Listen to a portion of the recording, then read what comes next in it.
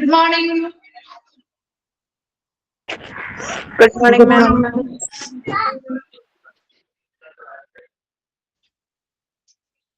Okay, നമ്മൾ കഴിഞ്ഞ ക്ലാസ്സില് ക്ലാസിഫിക്കേഷൻ ഓഫ് ഹോസ്പിറ്റൽസ് എന്ന് പറഞ്ഞ ചാപ്റ്റർ ആയിരുന്നു എടുത്തത് അല്ലേ?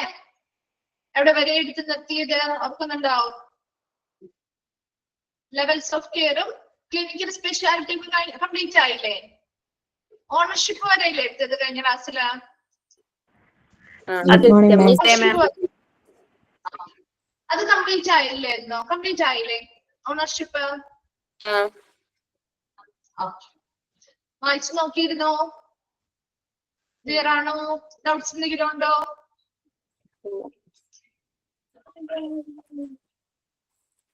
ഓക്കെ ആണോ?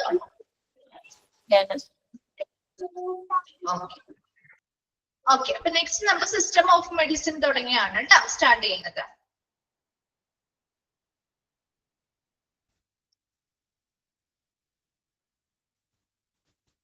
ഓക്കെ, ഇടയ്ക്ക് ഇപ്പൊ കേറാത്തവരൊക്കെ ഉണ്ടെങ്കിൽ മിസ്സായി പോരുത് കേട്ടോ ക്ലാസ്സുകളൊന്നും. അതിനിടയ്ക്ക് റെക്കോർഡഡ് ക്ലാസ്സുകൾ കിട്ടുമ്പോ അത് കൃത്യമായിട്ട് ഫോളോ ചെയ്ത് പോകണം കേട്ടോ. അല്ലെങ്കിൽ ക്ലാസ് ഇടയ്ക്കിടയ്ക്ക് മിസ്സായി പോയാൽ നിങ്ങൾക്ക് ആ ഒരു കണ്ടിന്യൂറ്റി കിട്ടില്ല കേട്ടോ. അപ്പൊ കിട്ടാത്തവരെങ്കിലും എല്ലാ ദിവസവും കയറാൻ പറ്റാത്തവരാണെങ്കിൽ നിങ്ങളുടെ റെക്കോർഡഡ് ക്ലാസ്സുകൾ കിട്ടിയിട്ട് അത് ഇതിനോടൊപ്പം തന്നെ കണ്ടിട്ട് പഠിക്കുക കേട്ടോ. അല്ലെങ്കിൽ ആ ഒരു ഭാഗം നമുക്ക് മനസ്സിലാവില്ല. അപ്പൊ അതിനിടയിലുള്ള ഭാഗങ്ങൾ മനസ്സിലാവാതെ പോയി കഴിഞ്ഞാൽ നമുക്കൊരു കണ്ടിന്യൂഷനും ഒന്നും കാര്യങ്ങളും പിന്നെ പറയുന്ന കാര്യങ്ങളും ഒന്നും കണക്ട് ചെയ്യാൻ പറ്റില്ല. അപ്പൊ അതുകൊണ്ട് ഏതെങ്കിലും ഒക്കെ ക്ലാസ്സുകൾ മിസ്സായിട്ടുണ്ടെങ്കിൽ അത് സമയം കിട്ടുന്നത് പോലെ അതൊന്ന് കണ്ട് മനസ്സിലാക്കി പഠിക്കാം കേട്ടോ. അപ്പൊ അത് അങ്ങനെ ലാസ്റ്റത്തേക്ക് ഒന്നും വെക്കരുത്. സമയമുള്ള പോലെ തന്നെ പിറ്റേ ദിവസം നിങ്ങൾക്ക് ഓൾറെഡി റെക്കോർഡ് ക്ലാസ്സുകൾ അവൈലബിൾ ആണല്ലോ. അപ്പൊ അടുത്ത ക്ലാസ്സിലേക്ക് അടുത്ത ക്ലാസ്സിലേക്ക് കയറുന്നതിന് മുൻപായിട്ട് അതൊന്ന് കണ്ട് മനസ്സിലാക്കി വെച്ചിട്ടിരിക്കുക കേട്ടോ. ഓരോ ചാപ്റ്റേഴ്സും നമുക്ക് കുറച്ചും കൂടി എളുപ്പത്തിൽ ഫോളോ ചെയ്യാൻ പറ്റും. അല്ല എങ്കിൽ നിങ്ങൾക്ക് എന്തായിരിക്കും കണ്ടിന്യൂഷൻ കിട്ടില്ല. നമ്മൾ ഇത് എന്താ പറയുന്നത് അല്ലെങ്കിൽ എന്തായാലും ചിലപ്പോൾ അതിന് മുൻപ് പറഞ്ഞ ടേംസ് ഒക്കെ ആയിരിക്കാം. അപ്പൊ പിന്നെ പറയുമ്പോൾ നിങ്ങൾക്ക് ആ ഒരു ടേംസ് ഫെമിലിയർ അല്ലാതെ വരാം. അപ്പൊ അങ്ങനെയുള്ള പ്രശ്നങ്ങളൊക്കെ കുറച്ച് വരാൻ സാധ്യതയുണ്ട് കേട്ടോ. ഇവിടെ നമ്മുടെ ക്ലാസിഫിക്കേഷൻ ഓഫ് ഹോസ്പിറ്റൽസില് ഓണർഷിപ്പ് വരെ കഴിഞ്ഞ ക്ലാസ്സിൽ പറഞ്ഞു നിർത്തിയിരുന്നു. ഓണർഷിപ്പ് എന്ന് പറഞ്ഞാൽ എന്താണ്? ജസ്റ്റ് ഒന്ന് റിവൈൻഡ് ചെയ്യുന്നതാണ്. ഉടമസ്ഥാവകാശം അല്ലെ? ആ ഒരു ഉടമസ്ഥാവകാശവുമായി ബന്ധപ്പെട്ട് ഹോസ്പിറ്റലിൽ നമുക്ക് പ്രധാനമായിട്ടും രണ്ടായിട്ട് ക്ലാസിഫൈ ചെയ്യാം.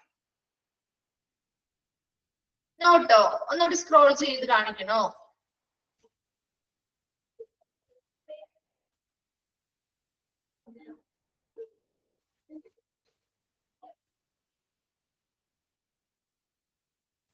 ടെക്സ്റ്റ് കിട്ടിയില്ലായിരുന്നോ എല്ലാവർക്കും? ടെക്സ്റ്റ് കിട്ടിയിരുന്നോ? കിട്ടാത്തതായിട്ട് ആരെങ്കിലും ഉണ്ടോ? അല്ലെങ്കിൽ വാങ്ങിക്കാത്തത് ആരെങ്കിലും ഉണ്ടോ? ഓക്കെ, വാങ്ങിക്കാത്തവരുണ്ടെങ്കിൽ എത്രയും വേഗം വാങ്ങിക്കാം കേട്ടോ. ഓക്കെ, കിട്ടിയോ? വിച്ചു അല്ലേ ചോദിച്ചത്? ഹരിതയ്ക്ക് കിട്ടിയിട്ടില്ല. ഓർഡർ കൊടുത്തിരുന്നോ?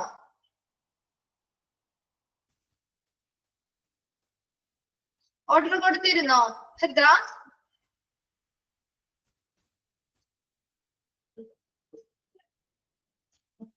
ഓർഡർ കൊടുത്തിരുന്നു. കുറച്ച് ദിവസമായോ? കുറച്ച് ദിവസമായി. അപ്പൊ അന്ന് കോണ്ടാക്ട് ചെയ്തോളൂ കേട്ടോ. നിങ്ങൾ എവിടെയാണ്? ഓഫീസിലേക്ക് ആയിരിക്കുമല്ലോ ഓർഡർ കൊടുത്തിരിക്കുന്നത് അല്ലെ? ഇന്നലെ ക്യാഷ് അയച്ചിട്ടുണ്ട്. അപ്പൊ അടുത്ത ദിവസങ്ങളിൽ തന്നെ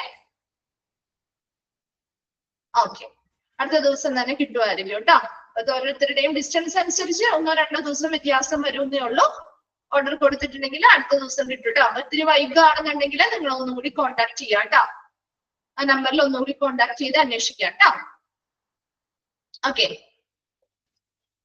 ഓക്കെ, സ്റ്റാർട്ട് ചെയ്യാം.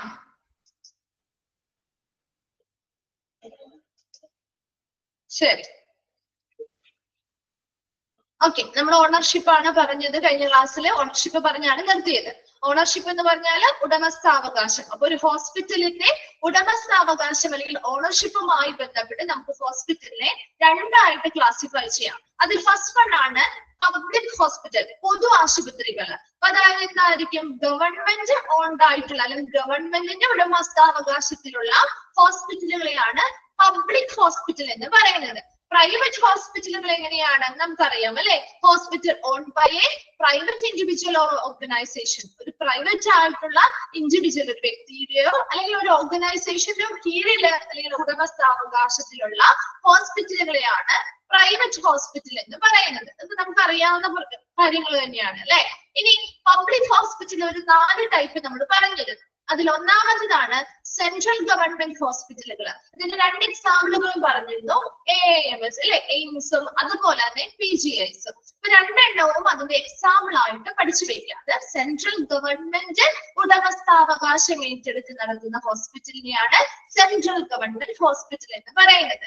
അതുപോലെ സ്റ്റേറ്റ് ഗവൺമെന്റ് ഓൺഡ് ആയിട്ടുള്ള ഹോസ്പിറ്റലിനെയാണ് എന്താണ് സ്റ്റേറ്റ് ഗവൺമെന്റ് ഹോസ്പിറ്റൽ എന്ന് പറയുന്നത്. അതിന് എക്സാമ്പിൾ ആയിട്ട് ഡിസ്ട്രിക്ട് ഹോസ്പിറ്റലൊക്കെ ഓർത്ത് വയ്ക്കുക.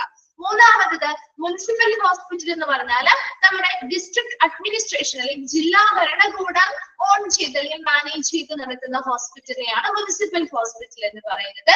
ദെൻ PSU ഹോസ്പിറ്റൽ എന്താണ് പബ്ലിക് സെക്ടർ അണ്ടർടേക്കിംഗ് ഹോസ്പിറ്റൽ എന്ന് പറഞ്ഞാൽ റെയിൽവേയോ അതുപോലെ തന്നെ നമ്മുടെ കോൾ ഇന്ത്യ ലിമിറ്റഡ്, നമ്മുടെ കൽക്കരി ഖനന കോർപ്പറേഷനുമായി ബന്ധപ്പെട്ട് അങ്ങനെയുള്ള സ്ഥാപനങ്ങൾ, അതൊക്കെ നമ്മുടെ ഗവൺമെന്റ് സ്ഥാപനങ്ങൾ തന്നെയല്ലേ. അപ്പൊ അവരെ ഓൺ ചെയ്ത് അല്ലെങ്കിൽ അവരെ മാനേജ് ചെയ്ത് സ്പെസിഫിക് ആയിട്ടുള്ള പബ്ലിക് സെക്ടർ അണ്ടർടേക്കിംഗ് സ്ഥാപനങ്ങളുണ്ട്. അതാണ് PSU ഹോസ്പിറ്റൽ എന്ന് പറയുന്നത്. ഇനി രണ്ടാമത്തെ സെക്ഷൻ ആണ് പ്രൈവറ്റ് ഹോസ്പിറ്റൽ. പ്രൈവറ്റ് ഹോസ്പിറ്റലും ഇതുപോലെ തന്നെ 4 ആയിട്ട് ക്ലാസിഫൈ ചെയ്തിരിക്കുന്നു. First one for profit private hospital, ലാഭത്തിന് വേണ്ടി അല്ലെ, ബിസിനസ് പർപ്പസ് ആണ് അവരുടെ പ്രധാന ഉദ്ദേശം. അവരല്ലെങ്കിൽ അവരുടെ പ്രധാനപ്പെട്ട ഒരു പർപ്പസ് എന്ന് പറയുന്നത് ബിസിനസ് പർപ്പസ് ആണ്, ബിസിനസ് ഉദ്ദേശം. അതുപോലെ തന്നെ ലാഭം ഉണ്ടാക്കുക, അങ്ങനെയുള്ള ഒരു ഉദ്ദേശത്തോടു കൂടി നടത്തുന്ന ഹോസ്പിറ്റലാണ് ഫോർ പ്രോഫിറ്റ് പ്രൈവറ്റ് ഹോസ്പിറ്റൽ എന്ന് പറയുന്നത്. രണ്ടാമത്തത് ഒരു ഇൻഡിവിജ്വലോ അല്ലെങ്കിൽ പാർട്ട്ണർഷിപ്പിലോ നടത്തുന്ന ചില പ്രൈവറ്റ് ഹോസ്പിറ്റലുകളുണ്ട്. അതിനെയാണ് എന്താണ് ഇൻഡിവിജ്വൽ ഓർ പാർട്ട്ണർഷിപ്പ് ഹോസ്പിറ്റൽ എന്ന് പറയുന്നത്. മൂന്നാമത്തത് കോർപ്പറേറ്റ് ഹോസ്പിറ്റൽ എന്ന് പറഞ്ഞാൽ ഏതെങ്കിലും ഒരു പ്രൈവറ്റ് കമ്പനി ഏറ്റെടുത്ത് നടത്തുന്ന അല്ലെങ്കിൽ പ്രൈവറ്റ് കമ്പനി ഉടമസ്ഥാവകാശം ഏറ്റെടുത്ത് നടത്തുന്ന ഹോസ്പിറ്റലിനെയാണ് കോർപ്പറേറ്റ് ഹോസ്പിറ്റൽ എന്ന് പറയുന്നത്. നാലാമത്തത് നോട്ട് ഫോർ പ്രോഫിറ്റ് ഹോസ്പിറ്റൽ, അതായത് ലാഭേച്ഛയില്ലാത്ത, ലാഭം പ്രതീക്ഷിച്ചുകൊണ്ട് ചെയ്യുന്നതല്ല. അപ്പൊ സ്വാഭാവികമായിട്ട് നമുക്ക് മനസ്സിലാക്കാൻ പറ്റും ഇവിടെ ഒരു ബിസിനസ് പർപ്പസ് ഇതുമായി ബന്ധപ്പെട്ട ബിസിനസ് പരമായ ഒരു ഉദ്ദേശം, ലാഭം ഉണ്ടാക്കുക എന്നൊരു ഉദ്ദേശം ഈ ഒരു ഹോസ്പിറ്റലിനോ ഉണ്ടായിരിക്കില്ല. അപ്പൊ അതെന്തെങ്കിലും ഒരു ചാരിറ്റബിൾ ഓർഗനൈസേഷന്റെയോ അല്ലെങ്കിൽ എന്താണ് നോൺ ഗവൺമെന്റൽ ഓർഗനൈസേഷന്റെയോ ഒക്കെ കീഴില് അവര് പ്രോഫിറ്റിന് വേണ്ടി അല്ലാതെ ഒരു ബിസിനസ് പർപ്പസ് എന്നൊരു ഉദ്ദേശത്തോടു കൂടിയല്ലാതെ ആളുകൾക്ക് സേവനങ്ങൾ കൊടുക്കുക എന്ന രീതിയിൽ നടത്തുന്ന സ്ഥാപനങ്ങളാണ് നോട്ട് ഫോർ പ്രോഫിറ്റ് ഹോസ്പിറ്റൽ എന്ന് പറയുന്നത്. 2 ക്ലാസിഫിക്കേഷൻ പഠിച്ചു, പബ്ലിക് ഹോസ്പിറ്റലും പ്രൈവറ്റ് ഹോസ്പിറ്റലും. അതിന് കീഴിലും 4 എണ്ണം വീതം നമ്മൾ പഠിച്ചിട്ടുണ്ട്. അപ്പൊ അത് നന്നായിട്ട് പഠിച്ചു വെക്കുക കേട്ടോ. ഈ ഒരു ഭാഗത്ത് നിന്ന് ചോദ്യം ഇപ്പോഴും വരാറുള്ള ഭാഗമാണ്. ഓക്കെ, ക്ലിയറില്ലേത്? നെക്സ്റ്റ് ഭാഗത്തേക്ക് പോവാം. നെക്സ്റ്റ് വൺ ആണ് സിസ്റ്റം ഓഫ് മെഡിസിൻ. വൈദ്യ സമ്പ്രദായം, ഏത് തരത്തിലുള്ള വൈദ്യ സമ്പ്രദായമാണ് ആ ഒരു ഹോസ്പിറ്റലിൽ നമ്മൾ പ്രധാനമായിട്ടും ഫോളോ ചെയ്യുന്നത്. അതിനനുസരിച്ച് നമുക്ക് ഹോസ്പിറ്റലിനെ ക്ലാസിഫൈ ചെയ്യാൻ പറ്റും. In the modern world, allopathy as a system of medicine is mainly used as a system of medicine. അല്ലെ, നമ്മളിപ്പോ നമ്മുടെ തൊട്ടടുത്ത ഹോസ്പിറ്റലുകൾ തന്നെ എടുത്താൽ ഏറ്റവും കൂടുതൽ നമ്മുടെ ഒരു ജില്ലയിൽ ഒരു ഹോസ്പിറ്റൽ എടുത്താൽ ഏറ്റവും കൂടുതൽ ഹോസ്പിറ്റൽ എങ്ങനെയുള്ള ഹോസ്പിറ്റലാണ്? അലോപ്പതി ഹോസ്പിറ്റലുകളല്ലേ, അല്ലേ? അതാണ് ഇപ്പൊ നമ്മുടെ നാട്ടിലൊക്കെ ഉള്ളൊരു തുടർന്ന് വരുന്ന അല്ലെങ്കിൽ കൂടുതൽ പോപ്പുലർ ആയിട്ടുള്ള ഒരു വൈദ്യശാസ്ത്ര സമ്പ്രദായം എന്ന് പറയുന്നത്. ശരിയല്ലേ? നമ്മൾ എന്തൊരു അസുഖം വന്നാലും പെട്ടെന്ന് നമ്മളെ ട്രീറ്റ്മെന്റിന് വേണ്ടിയിട്ട് അലോപ്പതി ഡോക്ടേഴ്സിനെയാണ് കാണാൻ പോവുക, അല്ലെ? ആണോ? ഇംഗ്ലീഷ് മെഡിസിൻസ് നമ്മൾ പറയും അല്ലെ, അതിനെ നമ്മൾ കഴിക്കുക അല്ലെ? അതേ സമയം മറ്റ് ചികിത്സാ രീതികൾ നിലവിലുണ്ട്. ഇപ്പൊ ആയുർവേദം, ഹോമിയോപ്പതി മുതലായിട്ടുള്ളവയൊക്കെ ഉണ്ടെങ്കിൽ പോലും നമ്മൾ ഏറ്റവും പെട്ടെന്ന് അല്ലെങ്കിൽ ഏറ്റവും വേഗത്തിൽ മാറണം എന്നതിന് വേണ്ടിയിട്ട് ഒരുപാട് ആളുകൾ സമീപിക്കുന്ന ഒരു വൈദ്യശാസ്ത്ര സമ്പ്രദായം തന്നെയാണ് നിലവിലെ മോഡേൺ വേൾഡിൽ, ആധുനിക രാജ്യത്ത് അല്ലെങ്കിൽ ആധുനിക ലോകത്ത് ഏറ്റവും കൂടുതൽ പോപ്പുലർ ആയിട്ട് നിൽക്കുന്ന അല്ലെങ്കിൽ ഏറ്റവും കൂടുതൽ ആളുകൾ ആശ്രയിക്കുന്ന ഒരു വൈദ്യശാസ്ത്ര സമ്പ്രദായം തന്നെയാണ് അലോപ്പതി എന്ന് പറയുന്നത്. However, in India allopathy മാത്രമല്ല, ആയുർവേദം ഉണ്ട്, ഹോമിയോപ്പതി ഉണ്ട്, Unani are also acknowledged system of medicine and preferred by many people. ഒരുപാട് ആളുകൾ പ്രിഫർ ചെയ്യുന്ന അല്ലെങ്കിൽ ഒരുപാട് ആളുകൾ അംഗീകരിക്കപ്പെട്ടിട്ടുള്ള ഒരു വൈദ്യശാസ്ത്ര സമ്പ്രദായം തന്നെയാണ് ആയുർവേദയും ഹോമിയോപ്പതിയും യുനാനിയും ഒക്കെ. പക്ഷെ കുറച്ചുകൂടി പോപ്പുലർ ആയിട്ടുള്ളത് അല്ലെങ്കിൽ കുറച്ചുകൂടി കോമൺ ആയിട്ട് ആളുകൾ ഉപയോഗിക്കുന്ന അല്ലെങ്കിൽ ആശ്രയിക്കുന്നത് അലോപ്പതിയാണെന്ന് മാത്രം. And depending upon their prominent system of medicine, hospital can be classified as homeopathic hospital, Ayurveda hospital or Unani hospital. അല്ലേ? നമുക്കറിയാം ആ ഹോസ്പിറ്റലിൽ ഏത് തരത്തിലുള്ള വൈദ്യശാസ്ത്ര സമ്പ്രദായമാണോ ഉപയോഗിക്കുന്നത് അല്ലെങ്കിൽ യൂസ് ചെയ്യുന്നത് അതിനനുസരിച്ച് നമുക്ക് നമ്മുടെ ഹോസ്പിറ്റലിനെ പറയാറുണ്ട് അല്ലെ. അലോപ്പതി ഹോസ്പിറ്റലുകള്, അതുപോലെ ഹോമിയോപ്പതി ഹോസ്പിറ്റൽ പറയാറില്ലേ? അത് ഹോമിയോ മരുന്നുകൾ കൊടുക്കുന്ന ആശുപത്രിയാണ് പറയാറില്ലേ നമ്മള്. ആയുർവേദ ഹോസ്പിറ്റലാണത്. എല്ലാം ഒരു ഹോസ്പിറ്റലിൽ തന്നെയാണോ കിട്ടുന്നത്? ആണോ? ഓരോന്നും സെപ്പറേറ്റ് ആയിട്ടാണ് അല്ലെ. ഓരോ വൈദ്യ സമ്പ്രദായത്തിനും അതിൻ്റെതായ ഹോസ്പിറ്റലുകളാണ് നമ്മൾ സ്ഥാപിക്കുക. ശരിയല്ലേ? ശരിയാണോ? ഒരു അലോപ്പതി കിട്ടുന്ന ഹോസ്പിറ്റലിലാണെങ്കിൽ അവിടെ അങ്ങനത്തെ മരുന്നുകളായിരിക്കും നൽകുക. അതേസമയം ആയുർവേദ ഹോസ്പിറ്റലിൽ ചെല്ലുമ്പോൾ ആയുർവേദിക് പരമായിട്ടുള്ള ട്രീറ്റ്മെന്റും മരുന്നുകളും ആയിരിക്കും നമുക്ക് തരിക അല്ലെ. ഒരു ഹോമിയോപ്പതിക് ഹോസ്പിറ്റലിൽ ചെല്ലുമ്പോൾ അതിനനുസരിച്ചുള്ളതാണ്. ഇവയൊന്നും മിക്സ് ആവുന്നില്ല അല്ലെ.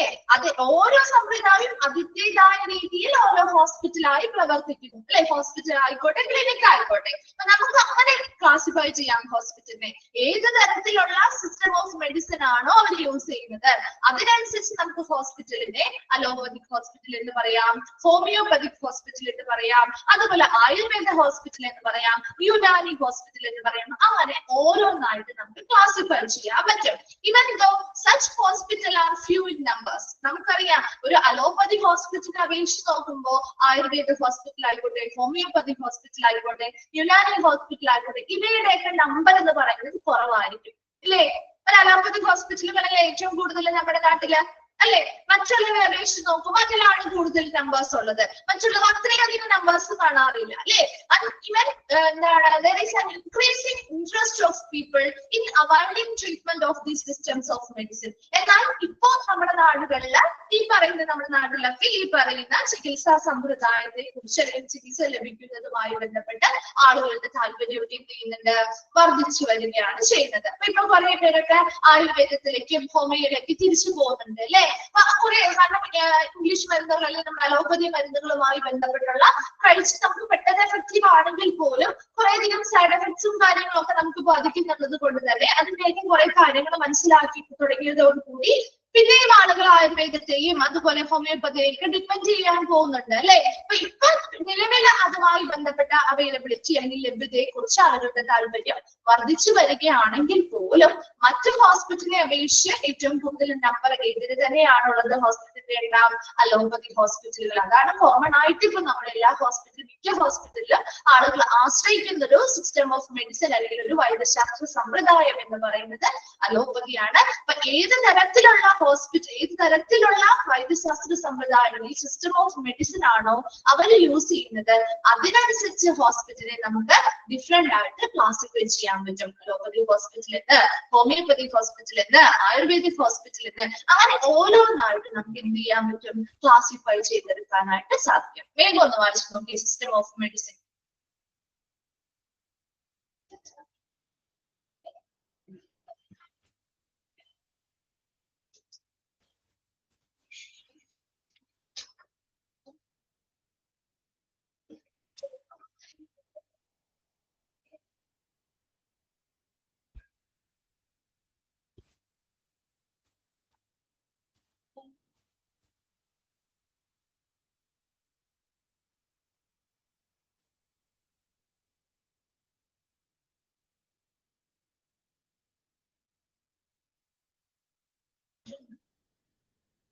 വായിച്ചു കഴിയുന്നവരൊന്ന് റിപ്ലൈ ചെയ്യണേ.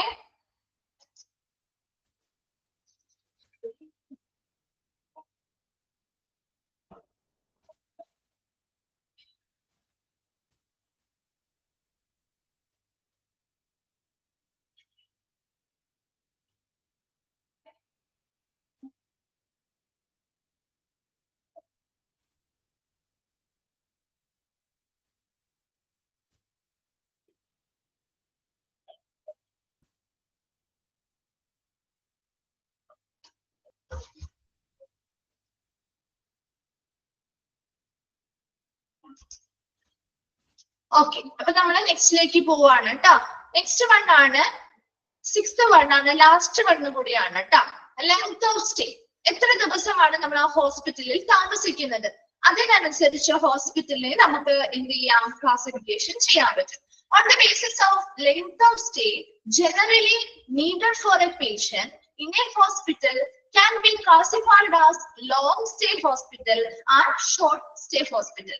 ഇപ്പൊ നമുക്ക് ആ ഒരു ഹോസ്പിറ്റലിൽ എത്ര ദിവസം നമ്മൾ താമസിച്ചാൽ, ഇപ്പൊ നമ്മളൊരു ക്ലിനിക്കിലൊക്കെ പോയി കഴിഞ്ഞാൽ നമുക്ക് അങ്ങനെ താമസിക്കാനുള്ള സൗകര്യങ്ങളോ കാര്യങ്ങളോ അല്ലെങ്കിൽ ട്രീറ്റ്മെന്റ് അവിടെ സ്റ്റേ ചെയ്തുകൊണ്ട് ട്രീറ്റ്മെന്റിനുള്ള ഫെസിലിറ്റി ഒന്നും ഉണ്ടാവില്ല. അതേസമയം കുറച്ചുകൂടി നല്ല രീതിയിലുള്ള ഒരു ചെറിയൊരു ഹോസ്പിറ്റലാണ്, സ്മോൾ ഹോസ്പിറ്റൽ ആണെങ്കിൽ കുറച്ച് ദിവസമൊക്കെ നമുക്ക് താമസിക്കാനുള്ള അല്ലെങ്കിൽ സ്റ്റേ ചെയ്യാനുള്ള സൗകര്യങ്ങൾ ഉണ്ടാവും. അപ്പൊ അങ്ങനെ എത്ര ദിവസമാണോ നമ്മൾ ഒരു ഹോസ്പിറ്റലിൽ താമസിക്കുന്നത് അതിനനുസരിച്ച് എത്ര ദിവസത്തെ ലെങ്ത് ഓഫ് സ്റ്റേ ആണോ അതിനനുസരിച്ച് ഓരോ ഹോസ്പിറ്റലിലും അതിന്റെ എണ്ണത്തിൽ അല്ലെങ്കിൽ അതിന്റെ ദിവസങ്ങൾ, കുറെ ദിവസം ചിലപ്പോൾ താമസിക്കാൻ പറ്റുന്ന എല്ലാ സൗകര്യങ്ങളും കൂടിയുള്ള ഹോസ്പിറ്റൽ ഉണ്ടാവും. ചിലപ്പോൾ കുറച്ച് ദിവസത്തേക്ക് മാത്രം താൽക്കാലികമായിട്ട് നമുക്ക് സ്റ്റേ ചെയ്യാൻ പറ്റുന്ന സൗകര്യങ്ങളോടും കൂടി ഹോസ്പിറ്റൽ ഉണ്ടാവും. അതിനനുസരിച്ച് നമ്മൾ ഹോസ്പിറ്റലിനെ രണ്ടായിട്ടാണ് ക്ലാസിഫൈ ചെയ്തിരിക്കുന്നത്, ഷോർട്ട് സ്റ്റേ ഹോസ്പിറ്റലും ലോങ് സ്റ്റേ ഹോസ്പിറ്റലും. ഷോർട്ട് സ്റ്റേ ഹോസ്പിറ്റൽ എന്ന് പറഞ്ഞാൽ പേരിൽ നിന്ന് തന്നെ മനസ്സിലാവും അല്ലേ. Patients in a short stay hospital are required to be admitted for a relatively shorter period such as 1 or 2 days up to 20 days.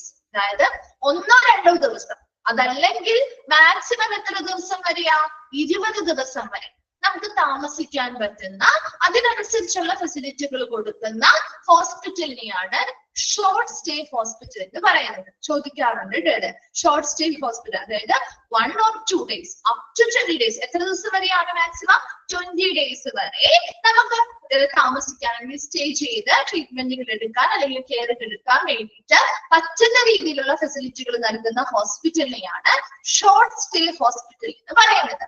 Most hospital that we see in our locality are short stay hospital. ഇല്ലേ, നമ്മുടെ ലൊക്കാലിറ്റിയിൽ നമ്മൾ കൂടുതൽ കാണുന്ന മിക്ക ഹോസ്പിറ്റലും എങ്ങനെയാണ്, short stay ഹോസ്പിറ്റലുകളാണ്. ഒരുപാട് മാസങ്ങളോ വർഷങ്ങളോ ഒക്കെ നമുക്ക് താമസിക്കാൻ പറ്റുമോ, വളരെ കുറച്ച് ദിവസം അല്ലെ, ഒരു മാസം അല്ലെങ്കിൽ ഒരു 10-20 ദിവസമൊക്കെ നമുക്ക് എന്ത് ചെയ്യാം, ട്രീറ്റ്മെന്റിന് വേണ്ടിയിട്ട് അവിടെ സ്റ്റേ ചെയ്യാം. പകരം എത്രത്തോളം പേഷ്യൻസ് ബെറ്റർ ആവുന്നോ അതിനനുസരിച്ച് നമ്മൾ അവിടെ ഡിസ്ചാർജ് ചെയ്തായിരിക്കും ഇല്ലേ. കാരണം ഒരുപാട് പേഷ്യൻസിന് അവർക്ക് ഇങ്ങനെ കുറെ ദിവസം ഒന്നും നിർത്താനായിട്ട് പറ്റില്ല. അപ്പൊ അതുകൊണ്ട് തന്നെ ഷോർട്ട് സ്റ്റേ ഹോസ്പിറ്റലാണ് നമ്മുടെ നാട്ടിൽ അല്ലെങ്കിൽ നമ്മൾ പോപ്പുലർ ആയിട്ട് അല്ലെങ്കിൽ നമ്മൾ കോമൺ ആയിട്ട് നമ്മുടെ ലൊക്കാലിറ്റിയിൽ കാണുന്ന മിക്ക ഹോസ്പിറ്റലുകളും ഷോർട്ട് സ്റ്റേ ഹോസ്പിറ്റലാണ്. ഷോർട്ട് സ്റ്റേ ഹോസ്പിറ്റൽ എന്ന് പറഞ്ഞാൽ ആ ഒരു റേഞ്ച് മാത്രം മനസ്സിലാക്കി വെക്കുക കേട്ടോ. 1 or 2 days, 1-2 ദിവസം അല്ലെങ്കിൽ മാക്സിമം ഒരു 20 ദിവസം വരെ നമുക്ക് സ്റ്റേ ചെയ്ത് ഹോസ്പിറ്റലിൽ സ്റ്റേ ചെയ്ത് ട്രീറ്റ്മെന്റോ കെയറോ ഒക്കെ എടുക്കാൻ പറ്റുന്ന ഫെസിലിറ്റികൾ നൽകുന്ന ഹോസ്പിറ്റലിനെയാണ് നമുക്ക് ഷോർട്ട് സ്റ്റേ ഹോസ്പിറ്റൽ എന്ന് പറയാൻ പറ്റുന്നത്. ക്ലിയർ അല്ലേ. രണ്ടാമത്തത് ലോങ് സ്റ്റേ ഹോസ്പിറ്റൽ. അപ്പൊ അതാ പേരിൽ നിന്ന് തന്നെ നമുക്ക് മനസ്സിലാവും അല്ലെ.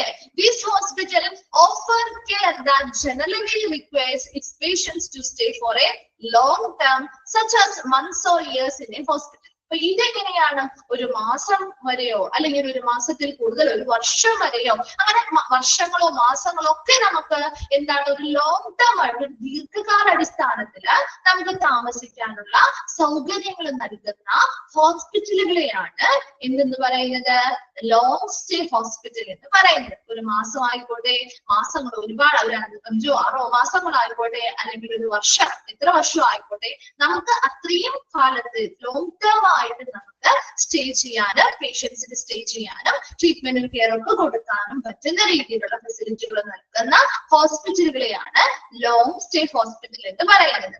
Typically, such hospital will be in mental hospital. ഇപ്പൊ നമുക്കറിയാം മെന്റൽ ഹോസ്പിറ്റലുകളിൽ ചിലപ്പോ അവർക്ക് കുറച്ച് മാസങ്ങൾ താമസിക്കേണ്ടതായിട്ട് വരാം. ചിലപ്പോ അവരുടെ ഒരു കണ്ടീഷൻ ബെറ്റർ ആവുന്നെങ്കിൽ ചിലപ്പോ വർഷങ്ങൾ എടുക്കും.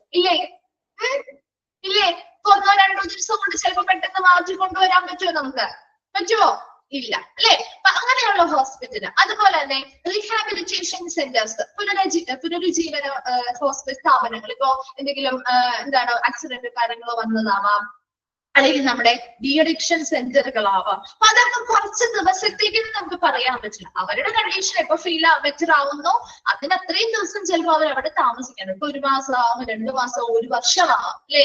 അപ്പൊ അങ്ങനെ കുറച്ച് ലോങ് ടേം ആയിട്ട് നമുക്ക് അവരെ സ്റ്റേ ചെയ്യാൻ പറ്റും. Geriatric care centres. എന്താണ് ജെറിയാട്രിക് കെയർ സെന്റേഴ്സ്? വയോജന പരിപാലന കേന്ദ്രങ്ങളുണ്ട്, അല്ലെ? ഓൾഡ് ഏജ്ഡ് ആയിട്ടുള്ള, വെരി ഗുഡ്, ഓൾഡ് ഏജ്ഡ് ആയിട്ടുള്ള, അല്ലെ, പ്രായമായവര്. അപ്പൊ അങ്ങനെയുള്ള ആളുകൾക്കൊക്കെ വയോജനങ്ങൾ അവരുടെ എന്താണ് ആ ഒരു ഹെൽത്ത് കണ്ടീഷനുമായി ബന്ധപ്പെട്ട് ഏജ്ഡ് ആവുന്നതിനനുസരിച്ച് അവർക്ക് ഒരുപാട് ഹെൽത്ത് ഇഷ്യൂസ് ഒക്കെ ഉണ്ടാവും, അല്ലെ? അപ്പൊ അതിനനുസരിച്ച് നമുക്ക് ചിലപ്പോൾ ഒരു ദീർഘകാല അടിസ്ഥാനത്തിൽ കണ്ടിന്യൂസ് ആയിട്ടുള്ള പരിശീലനങ്ങൾ ആവശ്യമായിട്ട് വരും. അപ്പൊ അങ്ങനെയുള്ള കേസുകളിൽ നമുക്ക് ഇതുപോലെയുള്ള ജെറിയാട്രിക് കെയർ സെന്ററുകളിൽ അവരെ കുറച്ച് ലോങ് ടേം ആയിട്ട് തന്നെ താമസിപ്പിക്കേണ്ടതായിട്ട് വരാം. പാലിയേറ്റീവ് കെയർ യൂണിറ്റുകൾ, അല്ലെ, അഭയ കേന്ദ്രങ്ങൾ, അതുപോലെ അങ്ങനെയുള്ളതൊക്കെ എന്തിൽ എക്സാമ്പിൾ ആണ്? Long stay hospital example. അപ്പൊ അതാണ് ഒരു എക്സാമ്പിൾ ഒന്ന് നോക്കി വെക്കണം കേട്ടോ.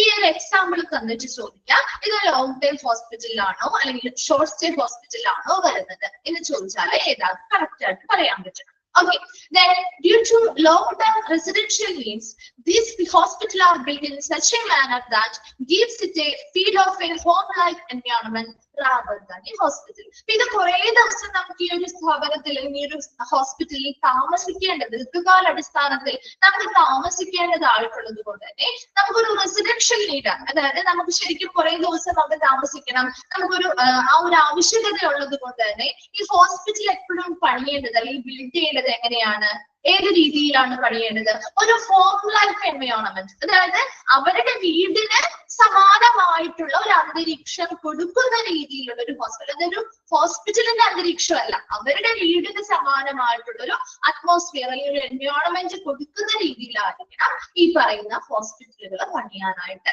ഇപ്പൊ ഒരു ലോങ് സ്റ്റേ ഹോസ്പിറ്റലിനെ കുറിച്ച് ഇത്ര മാത്രമേ ഉള്ളൂ. നമുക്കൊരു മാസങ്ങൾക്കോ അല്ലെങ്കിൽ മാസങ്ങളിലേക്കോ അല്ലെങ്കിൽ വർഷങ്ങളോ നമുക്ക് പേഷ്യൻസിന് താമസിക്കാനും അവർക്ക് ആവശ്യമായ കെയറും ട്രീറ്റ്മെന്റും ഒക്കെ കൊടുക്കുന്ന രീതിയിലുള്ള ഫെസിലിറ്റികൾ നൽകുന്ന സ്ഥാപനങ്ങളെയാണ് എന്ത് ലോങ് സ്റ്റേ ഹോസ്പിറ്റൽ എന്ന് പറയുന്നത്. ടിപ്പിക്കലി അതിന് കുറച്ച് എക്സാമ്പിളുകൾ നമ്മൾ പറഞ്ഞു.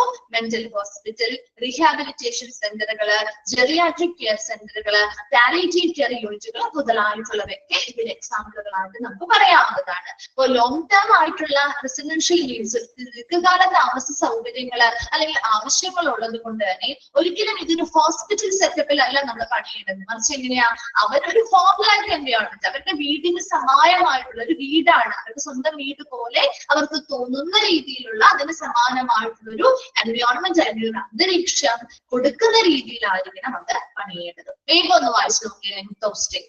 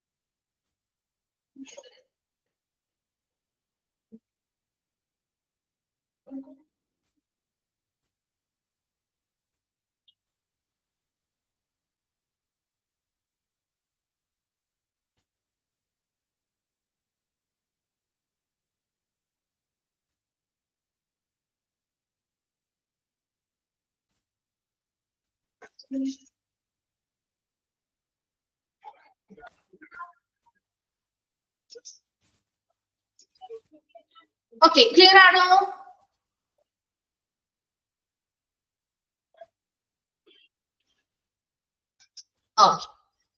നമ്മുടെ ഈ ഒരു ചാപ്റ്റർ കംപ്ലീറ്റ് ആവാനായി. ലാസ്റ്റ് ഒരു ചെറിയ അബ്രിവിയേഷൻസ് കേട്ടോ. ഈ ഒരു അബ്രിവിയേറ്റഡ് ഫോംസ് ജസ്റ്റ് നിങ്ങളൊന്ന് വായിച്ച് പഠിച്ചു വെക്കുക. ക്വസ്റ്റ്യൻ പേപ്പേഴ്സിൽ കാണാറുണ്ട്. ഇതിലേതെങ്കിലും കൂടുതലും ഈ PHSC അതുപോലെ തന്നെ നമ്മുടെ AWD അംഗനവാടി വർക്കേഴ്സിന്റെ ഒക്കെ എക്സ്പാൻഡഡ് ഫോമും ഷോർട്ട് ഫോംസും. അപ്പൊ അത് കുറച്ച് ടേംസ് മാത്രമേ ഉള്ളൂ, അത് അങ്ങനെ തന്നെ പഠിച്ചു വെക്കാൻ, ഡീറ്റെയിൽ ആയിട്ടൊന്നും അറിയണ്ട. അതിന്റെ ആ ഒരു എക്സ്പാൻഡഡ് ഫോമും ഷോർട്ട് ഫോമും കേട്ടോ. PSC ഓൾറെഡി നമ്മൾ പറഞ്ഞതാണ്, പ്രൈമറി ഹെൽത്ത് കെയർ സെന്റർ, ഇല്ലേ? പറഞ്ഞില്ലേ? പ്രൈമറി ഹെൽത്ത് സെന്റർ എന്ന് ചോദിച്ചാലും പ്രൈമറി ഹെൽത്ത് കെയർ സെന്റർ എന്ന് ചോദിച്ചാലും ഒന്ന് തന്നെയാണ് കേട്ടോ. ഡൗട്ട് ഒന്നും വേണ്ട, രണ്ടും ഒന്ന് തന്നെയാണ്. പ്രൈമറി ഹെൽത്ത് സെന്റർ എന്ന് ചോദിച്ചാലും പ്രൈമറി ഹെൽത്ത് കെയർ സെന്റർ എന്ന് ചോദിച്ചാലും ഒന്ന് തന്നെയാണ്. FHC ഫാമിലി ഹെൽത്ത് സെന്റർ രണ്ടാണ് ഇപ്പൊ തന്നെ പഠിച്ചു പോവാട്ടോ. Primary health care centre, FHC എന്താ? Family health centre, family health centre. CPHC എന്താണ്? CPHC comprehensive primary health care, comprehensive primary health care, comprehensive primary health care. അടുത്തതില് ഒരു മിസ്റ്റേക്ക് ഉണ്ട് കേട്ടോ. ജെക്ക് പകരം അവിടെ ഒരു ഡി ആക്കി,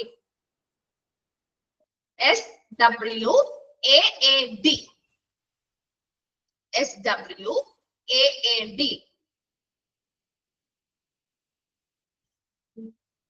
SWAAD. ഓക്കെയോ? തിരിച്ചു വെക്കണം കേട്ടോ. Stepwise approach to airway diseases, stepwise approach to airway diseases.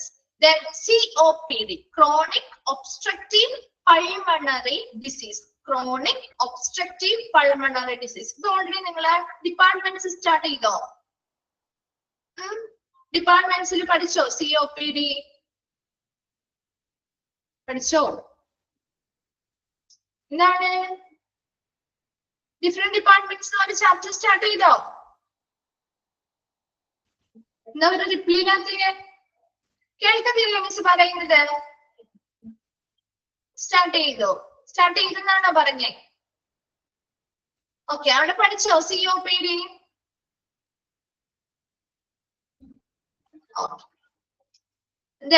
അടുത്തത് നമ്മൾ ആശാ വർക്ക് എന്നൊക്കെ പറയാറുണ്ട് അല്ലെ? പറയാറില്ലേ? നമ്മുടെ വീടുകളിലൊക്കെ വരാറില്ലേ ആശാ വർക്കേഴ്സ്? വരാറുണ്ടോ? ഉണ്ട്. ഓക്കെ, അപ്പൊ അവരുടെ ഷോർട്ട് ഫോം ആണ് ആശ എന്ന് പറയുന്നത്. അവരുടെ ഷോർട്ട് ഫോം ആണ് കേട്ടോ. നോക്കിയേ, accredited social health activist, accredited social health activist. ഇനി അടുത്തത് AWW, anganwadi worker, AWW anganwadi worker.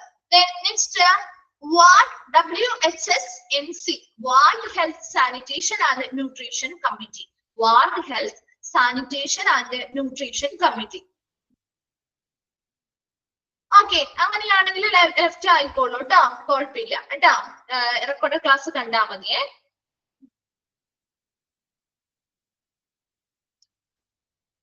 Okay, അപ്പൊ നോക്കി നമ്മൾ കുറച്ച് അബ്രിവിയേറ്റഡ് ഫോംസ് ആണ് പറഞ്ഞത്. എക്സ്പാൻഡഡ് ഫോം പഠിക്കാം കേട്ടോ. Primary health care centre PHC, FHC family health centre, then CPHC comprehensive primary health care. ഇത് അങ്ങനെ തന്നെ കാണാതെ പഠിച്ചു വെച്ചാൽ മതി. കൂടുതലും ചോദിച്ചു കണ്ടിട്ടുള്ളത് PHC ചോദിച്ചിട്ടുണ്ട്, FHC ചോദിച്ചിട്ടുണ്ട്, അതുപോലെ തന്നെ SWAAD പറഞ്ഞില്ലേ, stepwise approach to airway disease. COPD നമ്മൾ ഈ ഒരു ചാപ്റ്ററിൽ അല്ലെങ്കിൽ പോലും മറ്റു ചാപ്റ്റേഴ്സിൽ വരുന്നുണ്ട് കേട്ടോ. അപ്പൊ അതുകൊണ്ട് തന്നെ അത് ചോദിക്കാൻ ചാൻസുകൾ ഈ ഒരു ചാപ്റ്ററിൽ നിന്നാവണമെന്നില്ല, മറ്റേതെങ്കിലും ചാപ്റ്ററിൽ നിന്നാണെങ്കിലും ചോദിക്കാറുണ്ട്. എന്താണ്? ക്രോണിക് ഒബ്സ്ട്രക്റ്റീവ് പൾമണറി ഡിസീസ്, ആശയും അതുപോലെ തന്നെ അംഗനവാടി വർക്കറും. ഇത് രണ്ടും ചോദിച്ചു കണ്ടിട്ടുണ്ട് കേട്ടോ. Accredited social health activist, anganwadi worker. ലാസ്റ്റത്തെ അങ്ങനെ ചോദിച്ചു കണ്ടിട്ടില്ല, ഫെമിലിയർ അല്ല കേട്ടോ. Ward health sanitation and nutrition committee. ഇതൊക്കെ നിങ്ങൾ ഒന്ന് വായിച്ച് മനസ്സിലാക്കി വെക്കുക. കുറച്ച് ടേംസ് ഒക്കെ നമ്മൾ ഓൾറെഡി ഇനി പഠിക്കുന്നതിനൊപ്പം തന്നെ പഠിച്ചു പോകുന്നുണ്ട്. അപ്പൊ അല്ലാത്തവയൊക്കെ നിങ്ങൾ പരിചയമില്ലാത്തതൊക്കെ ആണെങ്കിൽ ഒന്നുകൂടി ഒന്ന് മനസ്സിലാക്കി വെക്കുക കേട്ടോ. ഓപ്ഷൻസ് വന്നാൽ മാറിപ്പോവാതെ കറക്റ്റ് ചെയ്യാനായിട്ട്. ക്ലിയർ ആണോ? ഇത്ര വരെയും നമ്മുടെ ഈ ഒരു ചാപ്റ്റർ കംപ്ലീറ്റ് ആയി. ക്ലാസിഫിക്കേഷൻ ഓഫ് ഹോസ്പിറ്റൽ എന്ന് പറയുന്ന ചാപ്റ്റർ കംപ്ലീറ്റ് ആയിട്ടുണ്ട്. വളരെ സിമ്പിൾ ആയിട്ടുള്ള ചെറിയൊരു ചാപ്റ്റർ ആയിരുന്നു. ഓക്കെ ആണോ ഈ ഒരു ചാപ്റ്റർ? ഓക്കെ, ഇനി നമുക്ക് നെക്സ്റ്റ് ഒരു ചാപ്റ്റർ സ്റ്റാർട്ട് ചെയ്യാം. Next chapter intensive care unit.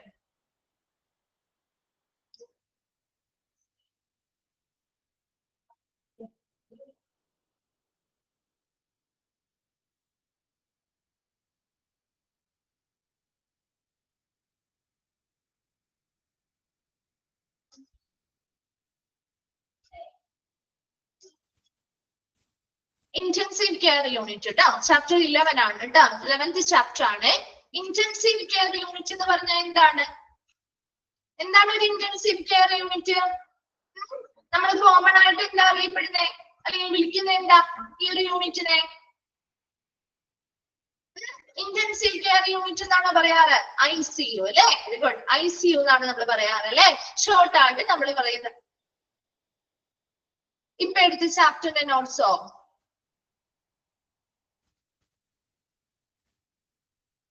Okay, checks കിട്ടിയിട്ടില്ല അല്ലെ? ക്ലാസിഫിക്കേഷൻ ഓഫ് ഹോസ്പിറ്റൽ ആണോ വീണ ചോദിക്കുന്നത്?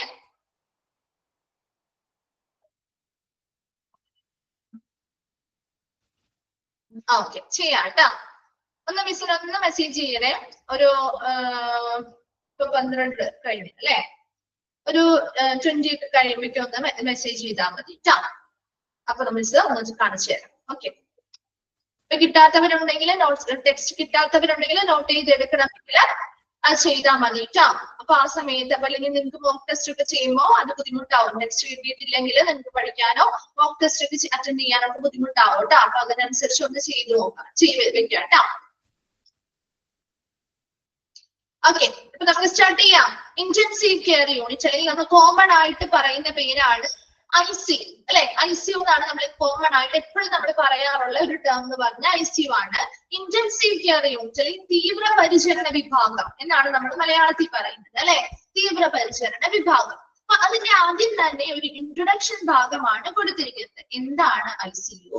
അതുമായി ബന്ധപ്പെട്ട കുറച്ച് കാര്യങ്ങൾ. വളരെ ചെറിയ ചാപ്റ്റർ തന്നെയാണ് കേട്ടോ. അപ്പൊ അതിൽ ഏതൊക്കെ രീതിയിലുള്ള ആളുകളെയാണ് നമ്മൾ ICU എല്ലാ പേഷ്യൻസിനെയും കയറ്റോ? നമുക്ക് ചെറിയൊരു പനിയായിട്ട് പോയി, നമ്മൾ നേരെ ഉടനെ ICUലേക്ക് കയറ്റോ? എങ്ങനെയുള്ള പേഷ്യൻസിനെയാണ് ICUയിൽ കയറ്റുക അല്ലെങ്കിൽ ICUയിൽ പ്രവേശിപ്പിക്കുക? എങ്ങനെയുള്ള പേഷ്യൻസിനെയാ? എങ്ങനെയുള്ള പേഷ്യൻസിനെയാണ്? വളരെ എമർജൻസി അല്ലെങ്കിൽ വളരെ ക്രിട്ടിക്കൽ കെയർ കൊടുക്കേണ്ട അല്ലെങ്കിൽ വളരെ കൃത്യമായിട്ട് ഇമ്മീഡിയറ്റ് ആയിട്ട് പരിചരണങ്ങളും അതുപോലെ തന്നെ മോണിറ്ററിങ്ങും കാര്യങ്ങളും ഒക്കെ ആവശ്യമായി വരുന്ന ആളുകളെയാണ് നമ്മൾ ICUയിൽ പ്രവേശിപ്പിക്കുന്നത് അല്ലെ? അപ്പൊ ICUയിൽ ആരൊക്കെയാണ് നമ്മൾ പ്രധാനമായിട്ടും അക്കോമഡേറ്റ് ചെയ്യുന്നത്? അങ്ങനെയുള്ള കാര്യങ്ങളൊക്കെയാണ് നമ്മൾ ആദ്യത്തെ ഒരു ഭാഗത്തിൽ പ്രധാനമായിട്ടും നോക്കുന്നത് കേട്ടോ. അപ്പൊ ഫസ്റ്റ് നമുക്ക് ആ ഒരു ഇൻട്രൊഡക്ഷൻ നോക്കാം. എന്താണ് ICU? അതുമായി ബന്ധപ്പെട്ട കുറച്ച് കാര്യങ്ങൾ. ഓക്കെ, അപ്പൊ അതില് ഫസ്റ്റ് പറയുന്നത് a unit in a hospital that provides intensive care for critically ill or injured patients, which is operated by specially trained medical staff and has equipment that allows for continuous monitoring and life support. അപ്പൊ ഇതില് നിങ്ങൾ underline ചെയ്ത് വെക്കേണ്ടത് ആ ഒരു unit മുതല് patients വരെ കണ്ടോ? First point, a unit in a hospital that provides intensive care for critically ill or injured patients. അവിടെ വരെ ഒന്ന് അണ്ടർലൈൻ ചെയ്തിട്ട് എന്താണ് ICU എന്നുള്ളതാണ് പറയുന്നത്. അപ്പൊ അത് ഫുള്ള് അങ്ങോട്ട് നിങ്ങൾ ഇത് മുഴുവൻ വൈകാട്ട് ചെയ്ത് പഠിക്കുകയൊന്നും വേണ്ട. ആ ഒരു ഫസ്റ്റ് സെന്റൻസ് അതായിരിക്കും ചോദിക്കുക. Dash is the unit in a hospital that provides intensive care for critically ill or injured patients ആയിരിക്കും ചോദിക്കുക. അല്ലാതെ മുഴുവൻ വലിച്ചു വാരിയ സെന്റൻസ് ഫുള്ളൊന്നും പറയില്ല കേട്ടോ. അപ്പൊ ആ ഒരു ഫസ്റ്റ് സെന്റൻസ് അത്രയും വരെ പഠിച്ചു വെക്കാം. അപ്പൊ അത് എന്തിനെ കുറിച്ച് പറയുന്നത്?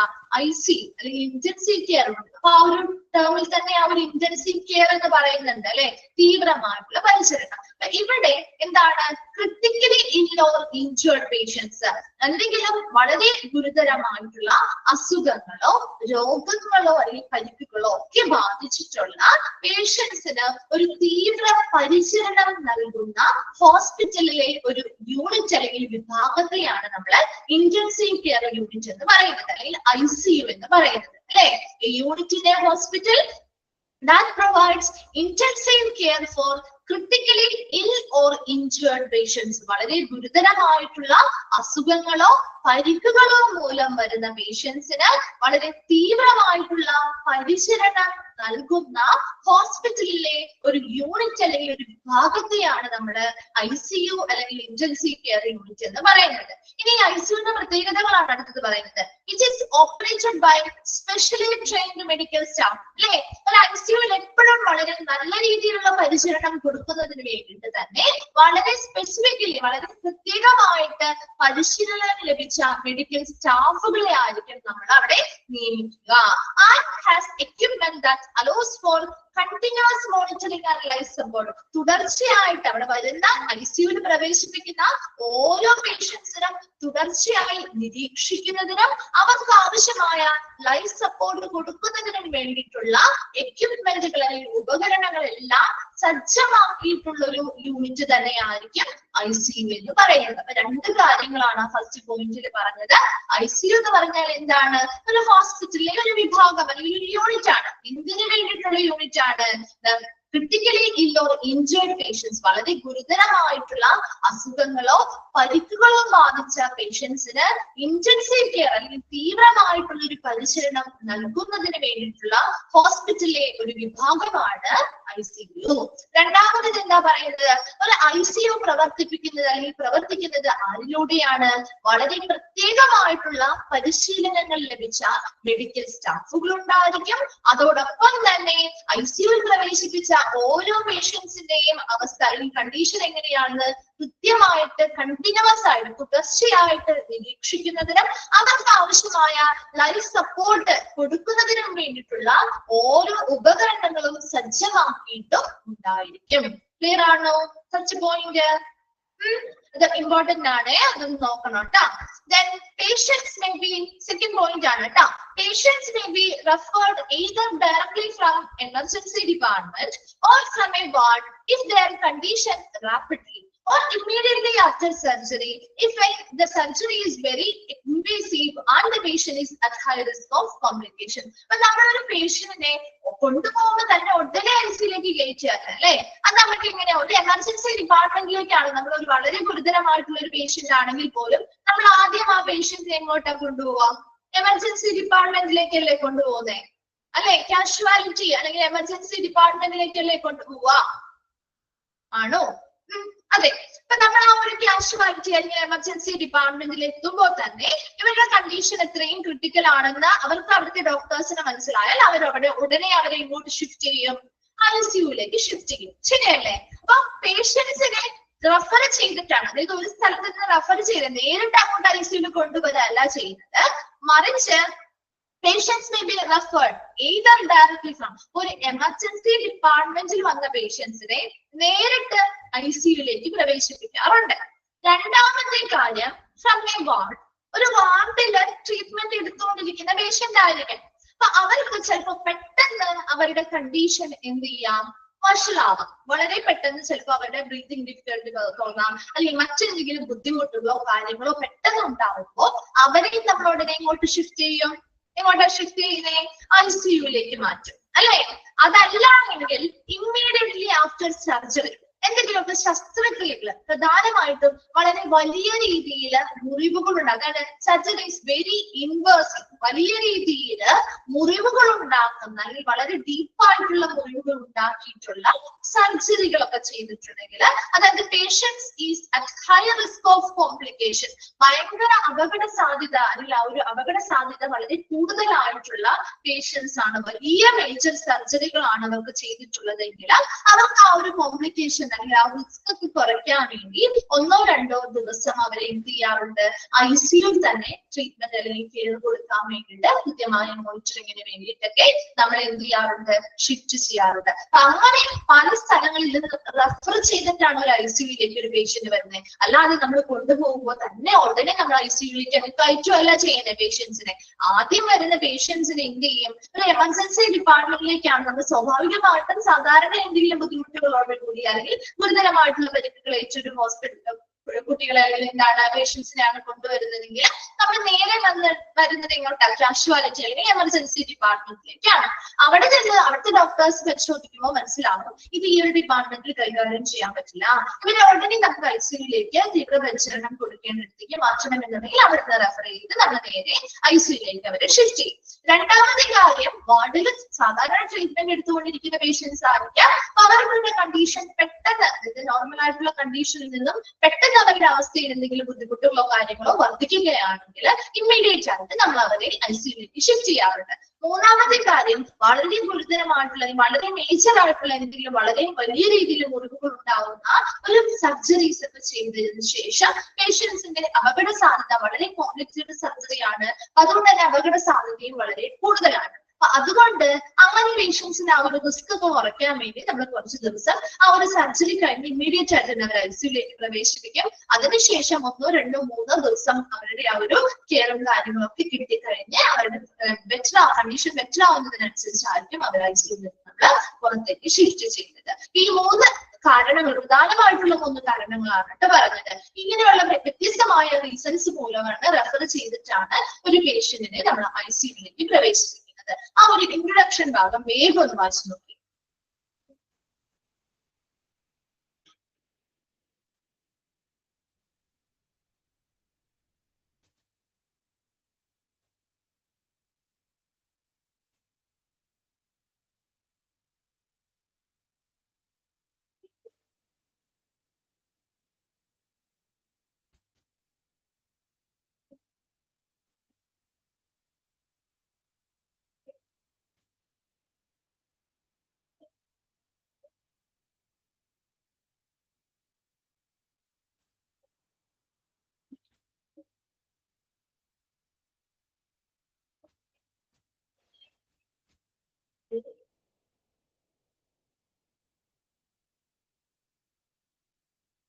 വായിച്ചു കഴിഞ്ഞവർ റിപ്പീറ്റ് ചെയ്യേ.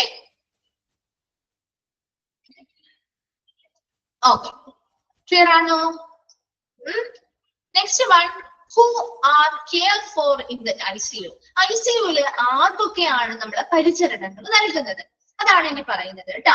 Patients may have a plan admission after surgery. ഇപ്പൊ നമ്മൾ നേരത്തെ പറഞ്ഞത് തന്നെ, ഇപ്പൊ ചില പേഷ്യൻസിന് നമ്മൾ സർജറിക്ക് ശേഷം അവരെ പ്ലാൻ ചെയ്തിട്ടുണ്ട്, അതായത് ആസൂത്രണം ചെയ്ത് തന്നെ നമ്മുടെ അഡ്മിഷൻ ഒരു ഐസിയുവിൽ അഡ്മിഷൻ എടുത്ത് വെച്ചിട്ടുണ്ടാവും അല്ലെ.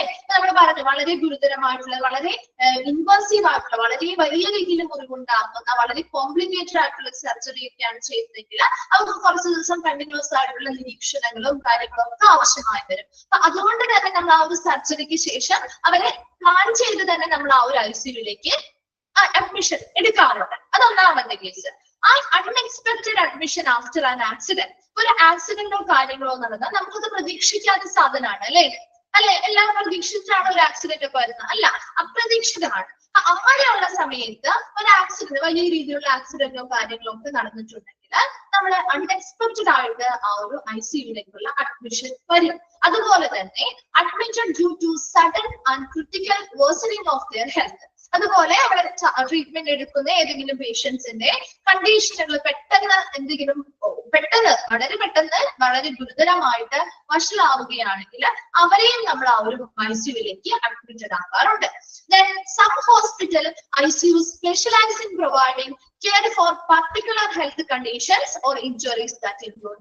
എല്ലാ ഐസിയുസും എല്ലാ പേഷ്യൻസിനെയും അഫോർഡ് ചെയ്യും. ഒരു ഐസിയു, ആ ഐസിയുവില് എല്ലാ തരത്തിലുള്ള പേഷ്യൻസിനെയും നമ്മൾ എന്ത് ചെയ്യും? താമസിപ്പിക്കും. അങ്ങനെയാണോ ഐസിയു? അല്ല, ചില പ്രധാനപ്പെട്ട ഐസിയുകള് നമ്മുടെ സ്പെഷ്യലൈസ്ഡ് ആയിട്ടുള്ള ഐസിയുസ് ഉണ്ട് അല്ലേ? ഇല്ലേ? ഹോസ്പിറ്റലാണ്, ഒരു മൾട്ടി സ്പെഷ്യാലിറ്റി ഹോസ്പിറ്റലൊക്കെ ആണെങ്കിൽ അവിടെ സ്പെഷ്യലൈസ്ഡ് ആയിട്ടുള്ള ഐസിയുകളാണ്. അപ്പൊ അതിനനുസരിച്ച് അതിന്റെ പർട്ടിക്കുലർ ആയിട്ടുള്ള ഹെൽത്ത് കണ്ടീഷൻ അല്ലെങ്കിൽ ഒരു ഇഞ്ചുറി, ഒരു പ്രത്യേകമായിട്ടുള്ള പരിക്കുകളോ ഒരു പ്രത്യേകമായിട്ടുള്ള ആരോഗ്യാവസ്ഥകളോ ഉള്ള പേഷ്യൻസിനെ ഒരുമിച്ച് താമസിപ്പിക്കുന്ന രീതിയിലുള്ള ഒരു ഐസിയു, സ്പെഷ്യലൈസ്ഡ് ആയിട്ടുള്ള ഐസിയുസ് ആണ് സം ഹോസ്പിറ്റലുകൾ, ചില ഹോസ്പിറ്റലിൽ നമുക്ക് കാണാൻ സാധിക്കാം. മിക്ക ഹോസ്പിറ്റലും അങ്ങനെയൊക്കെ തന്നെയാണ് അല്ലെ. വളരെ, അതായത് അധികം രീതിയിലുള്ള അഡ്വാൻസ്ഡ് ആയിട്ടുള്ള ഹോസ്പിറ്റൽ ആണെങ്കിൽ അത് അങ്ങനെ തന്നെയായിരിക്കും. അത്ര സൗകര്യങ്ങൾ ഇല്ലാത്ത വരുമ്പോഴാണ് നമ്മൾ എല്ലാവരെയും ഒരൊറ്റ ഐസിയുവിൽ പ്രവേശിപ്പിക്കാനായിട്ട് തയ്യാറാവുള്ളൂ. അപ്പൊ അത് ഏതൊക്കെ രീതിയിലുള്ള, ഏതൊക്കെ കണ്ടീഷനുള്ള ആളുകൾക്കാണ് പ്രത്യേകമായിട്ടുള്ള ഐസിയുസ് നമുക്ക് പ്രൊവൈഡ് ചെയ്യുന്നതെന്നാണ് താഴെ പറയുന്നത്. ഇതിൽ കുറച്ച് മാത്രമേ കൊടുത്തിട്ടുള്ളൂ, ഇതല്ലാതെ വേറെ ഉണ്ട് കേട്ടോ. കുറച്ച് നമുക്കൊരു എക്സാമ്പിളുകൾ പോലെ തന്നിരിക്കുന്നതാണ്. അത് വേറെ ഒന്നും ഡീറ്റെയിൽ ആയിട്ട് പഠിക്കേണ്ട, അതിന്റെ പേരുകൾ മാത്രം. അപ്പൊ ഇത് ഏതൊക്കെ ഇൻക്ലൂഡഡ് ആയിട്ടുണ്ട്, ഏത് ഇൻക്ലൂഡഡ് അല്ലാത്തത് ഏത്, അല്ലെങ്കിൽ ഇൻക്ലൂഡഡ് ആയത് ഏത്, ഓൾ ഓഫ് ദ എബോ എന്ന രീതിയിലുള്ള ആൻസർ ആയിരിക്കും വരും കേട്ടോ. അപ്പൊ പേഷ്യൻസ് എന്താണ്, ഒരു പേഷ്യൻസിനെ ഐസിയുവിലേക്ക് നമുക്ക് പരിചരണത്തിനായി കൊണ്ടുവരുന്നത് പല കാരണങ്ങൾ കൊണ്ടാവും. ഒന്നില്ലെങ്കിൽ നമ്മൾ ഒരു സർജറിക്ക് ശേഷം പ്ലാൻ ചെയ്ത് തന്നെ നമ്മൾ അവർക്ക് കെയർ കൊടുക്കാൻ വേണ്ടി ഐസിയുവിൽ അഡ്മിഷൻ എടുത്ത് വെക്കാറുണ്ട്. രണ്ടാമത്തെ കാര്യം, ഒരു അൺഎക്സ്പെക്ടഡ് ആയിട്ട് എന്തെങ്കിലും ആക്സിഡന്റോ കാര്യങ്ങളോ നടന്ന് അൺഎക്സ്പെക്ടഡ് ആയിട്ടുള്ള അഡ്മിഷൻ ഐസിയുവിലേക്ക് വരാം. മൂന്നാമത്തത്, നോർമൽ ആയിട്ടുള്ള ഒരു വ്യക്തി അല്ലെങ്കിൽ ട്രീറ്റ്മെന്റ് എടുക്കുന്ന ഒരു പേഷ്യൻസിന് എന്തെങ്കിലും പെട്ടെന്ന് അവരുടെ കണ്ടീഷൻ എന്തെങ്കിലും ക്രിട്ടിക്കൽ ആവുക അല്ലെങ്കിൽ അത് വഷളാവുകയാണെങ്കിൽ അപ്പോഴും നമ്മുടെ ആ ഒരു ICUയിലേക്കുള്ള അഡ്മിഷൻ കൊടുക്കേണ്ടതായിട്ട് വരും. പിന്നെ സ്പെഷ്യലൈസ്ഡ് ആയിട്ടുള്ള ഹോസ്പിറ്റൽ ICUs ഉണ്ട്. അതിൽ പ്രൊവൈഡിംഗ് കെയർ ഫോർ പ്രത്യേകമായിട്ടുള്ള ഹെൽത്ത് കണ്ടീഷൻ അല്ലെങ്കിൽ ഇഞ്ചുറീസ് വന്നവർക്കാണ് അവിടെ പ്രത്യേകമായിട്ടുള്ള പരിചരണങ്ങളാണ് നൽകുന്നത്. അതിൽ ഉൾപ്പെടുന്നവയാണ് താഴെ പറയുന്ന ഓരോന്നും. സിവിയർ ബേൺസ്, വളരെ തീവ്രമായിട്ടുള്ള ബേൺസ് അല്ലെങ്കിൽ പൊള്ളലുകൾ ഏറ്റവർക്ക് ബേൺ ICUs ഒക്കെ ഉണ്ട് അല്ലെ. ബേൺ കാരണം അവർക്ക് വളരെ ഇൻഫെക്ഷൻസ് ഒക്കെ വരാൻ കൂടുതൽ ചാൻസ് ഉള്ളതായതുകൊണ്ട് തന്നെ നമ്മൾ അങ്ങനെയുള്ള ആളുകളെ താമസിപ്പിക്കുന്ന ICUs ഉണ്ട്. അത് എല്ലാ ഹോസ്പിറ്റലൊന്നും ഉണ്ടാവില്ല ഇല്ലേ. നമ്മുടെ സാധാരണ ഹോസ്പിറ്റലുകളൊന്നും ഉണ്ടാവില്ല ബേൺ ICUs ഒക്കെ. കുറച്ചുകൂടി അഡ്വാൻസ്ഡ് ആയിട്ടുള്ള മെഡിക്കൽ കോളേജുകൾ പോലെയുള്ള സ്ഥാപനങ്ങളിലാണ് ബേൺ ICU പോലെയുള്ള ICUs ഉണ്ടാവുന്നത്. അത് സിവിയർ ബേണുകൾ വന്നിട്ടുള്ള വളരെ വലിയ രീതിയിൽ ബേൺസ് അല്ലെങ്കിൽ പൊള്ളലുകൾ ഏറ്റിട്ടുള്ള ആളുകൾക്ക് പ്രത്യേകമായിട്ടുള്ള ICU ഉണ്ടാവാറുണ്ട്. അതുപോലെ റെസ്പിറേറ്ററി ഫെയിലിയർ. എന്താണ് റെസ്പിറേറ്ററി ഫെയിലിയർ? ശ്വാസകോശവുമായി ബന്ധപ്പെട്ട അല്ലെങ്കിൽ നമ്മുടെ ശ്വസന വ്യവസ്ഥയുമായി ബന്ധപ്പെട്ട ബുദ്ധിമുട്ടുള്ളവർ അല്ലെ, ശ്വാസതടസ്സം, ബ്രീതിങ് ഡിഫിക്കൽറ്റി കാര്യങ്ങൾ അതുമായി ബന്ധപ്പെട്ട റെസ്പിറേറ്ററി ഫെയിലിയേഴ്സ് അല്ലെങ്കിൽ ശ്വാസകോശത്തിന്റെ എന്തെങ്കിലും മറ്റ് റിലേറ്റഡ് ആയിട്ടുള്ള എന്തെങ്കിലും പ്രശ്നങ്ങൾ, വളരെ സിവിയർ ആയിട്ടുള്ള പ്രോബ്ലംസോ കാര്യങ്ങളോ ഉള്ള സീരിയസ് ആയിട്ടുള്ള കണ്ടീഷനിലുള്ള വളരെ ബ്രീത്തിങ് ഡിഫിക്കൽറ്റി കൂടുതലായിട്ടുള്ള ആളുകളൊക്കെ ആണെങ്കിൽ അവർക്ക് അതിൻ്റെതായിട്ടുള്ള എന്താണ് ICUs ഉണ്ടായിരിക്കും. അതുപോലെ തന്നെ കാർഡിയോ തൊറാസിക് സർജറി, നമ്മുടെ ഹാർട്ടും അതുപോലെ തന്നെ നമ്മുടെ തൊണ്ടയുടെ ഭാഗവും ഒക്കെ ഉൾപ്പെടുത്തിക്കൊണ്ടുള്ള എന്തെങ്കിലും അവിടെ ആ ഒരു ഭാഗത്തുള്ള അവയവങ്ങളുമായി ബന്ധപ്പെട്ടോ അല്ലെങ്കിൽ ആ ഒരു ഭാഗത്തെ മറ്റെന്തെങ്കിലും രീതിയിലുള്ള ശസ്ത്രക്രിയകൾ ചെയ്തിട്ടുണ്ടെങ്കിൽ അതുമായി ബന്ധപ്പെട്ട ICUs ഉണ്ടായിരിക്കും.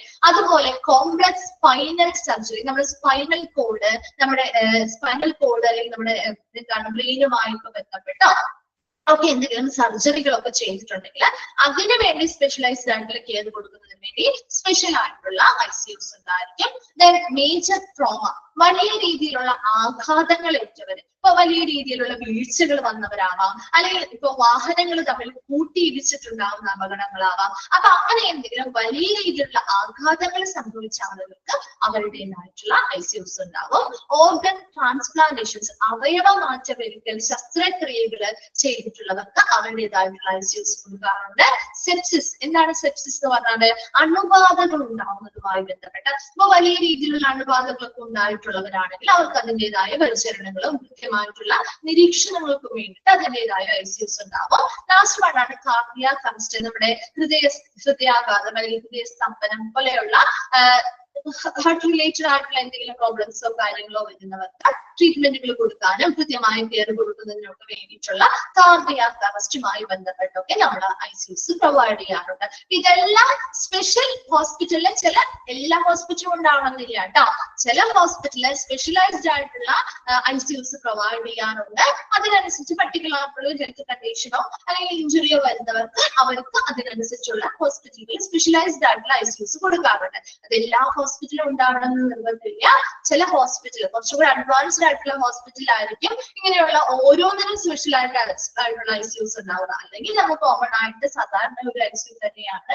കൂടുതലും ഇൻഫെക്ഷൻസ് ആയിട്ടുള്ള ആളുകളൊക്കെ ആണെങ്കിൽ അതിനു വേണ്ടി മാത്രം നമ്മൾ ഐസൊലേഷൻ റൂമുകൾ കാര്യങ്ങൾ അല്ലെങ്കിൽ വാർഡുകളൊക്കെ നമ്മൾ പ്രിഫർ ചെയ്യും. ബാക്കി എല്ലാത്തിലും സാധാരണ ICUs ഒക്കെ തന്നെയായിരിക്കും യൂസ് ചെയ്യുക. കുറച്ചുകൂടി അഡ്വാൻസ്ഡ് ആയിട്ടുള്ളവയാണ് ഇങ്ങനെയുള്ള ഓരോന്നും സ്പെഷ്യലൈസ്ഡ് ആയിട്ട്, കാരണം അതിനനുസരിച്ചുള്ള സൗകര്യങ്ങളും ഫെസിലിറ്റിയും ഒക്കെ അവിടെ വേണമല്ലോ. അപ്പൊ അങ്ങനെയായിരിക്കും. ഇപ്പൊ വേഗം ഒന്ന് വായിച്ചു നോക്കി. Who care for in the ICU.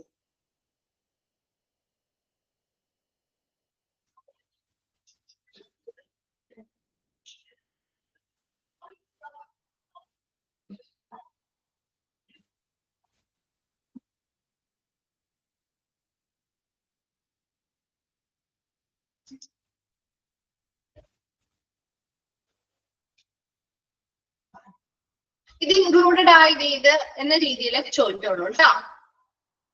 Respiratory ഫെയിലിയറോ, respiratory failure നമ്മുടെ ശ്വസനാവസ്ഥയുമായി ബന്ധപ്പെട്ട് നമുക്ക് ശ്വാസം എടുക്കാൻ ബുദ്ധിമുട്ട് അനുഭവപ്പെടുന്നവരുണ്ടാവും. അതുമായി ബന്ധപ്പെട്ട് ശ്വാസകോശവുമായി ബന്ധപ്പെട്ട പല ഗുരുതരമായിട്ടുള്ള അസുഖങ്ങൾ ബാധിച്ച ആളുകളൊക്കെ ബ്രീത്തിങ് ഡിഫിക്കൽറ്റി ഒക്കെ വന്നവർക്ക് നമുക്ക് ICU തന്നെ വേണ്ടി വരും. കാരണം അതിനനുസരിച്ചുള്ള ബ്രീത്തിങ് സഹായിക്കുന്ന രീതിയിലുള്ള ലൈഫ് സപ്പോർട്ടും കാര്യങ്ങളൊക്കെ കൊടുക്കുന്നതിന് വേണ്ടി കണ്ടിന്യൂസ് ആയിട്ട് അവരെ നിരീക്ഷിക്കുന്നതിനൊക്കെ വേണ്ടിയിട്ട് നമുക്ക് അതിനനുസരിച്ചുള്ള ICUs പ്രൊവൈഡ് ചെയ്യാറുണ്ട്. അപ്പൊ ഓരോ സ്പെഷ്യലൈസ്ഡ് ആയിട്ടുള്ള ICU ആകുമ്പോൾ അതിനനുസരിച്ച് അവിടെ ഏത് തരത്തിലുള്ള ഹെൽത്ത് കണ്ടീഷനിലുള്ള പേഷ്യൻസിനെയാണോ അഫോർഡ് ചെയ്യുന്നത് അല്ലെങ്കിൽ അക്കോമഡേറ്റ് ചെയ്യുന്നത് അവർക്ക് ആവശ്യമായിട്ടുള്ള എക്യുപ്മെന്റ് ഒക്കെ അതിനനുസരിച്ചുള്ള ട്രെയിൻഡ് ആയിട്ടുള്ള സ്റ്റാഫുകളെ ആയിരിക്കും സജ്ജീകരിച്ചിട്ടുണ്ടാവുക. ഓക്കെ,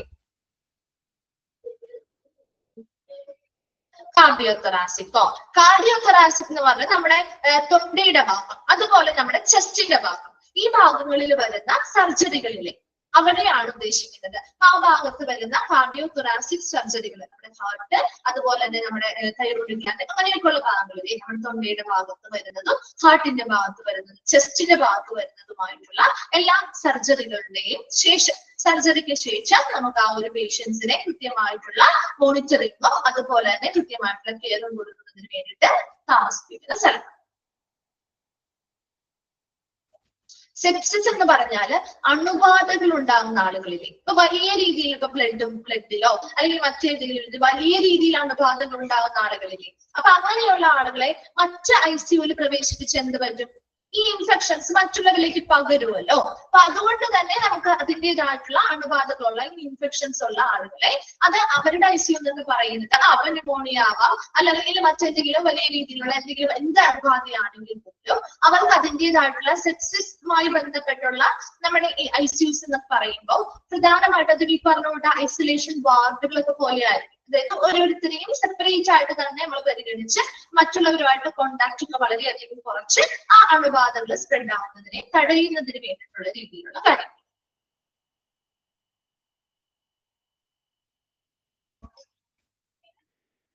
ഓക്കെ ആണോ? വായിച്ചു കഴിഞ്ഞോ? കംപ്ലീറ്റ് ആയോ?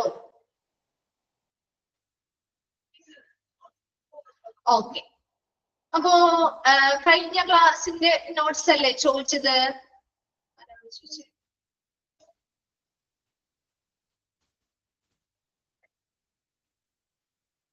ഓക്കെ, മിസ് ഇവിടെ നോട്ട് പ്രസന്റ് ചെയ്തേക്കാം കേട്ടോ.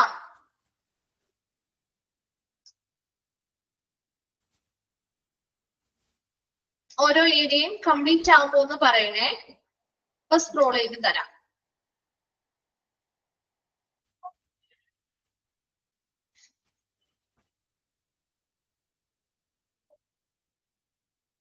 കാണുന്നുണ്ടല്ലോ അല്ലെ?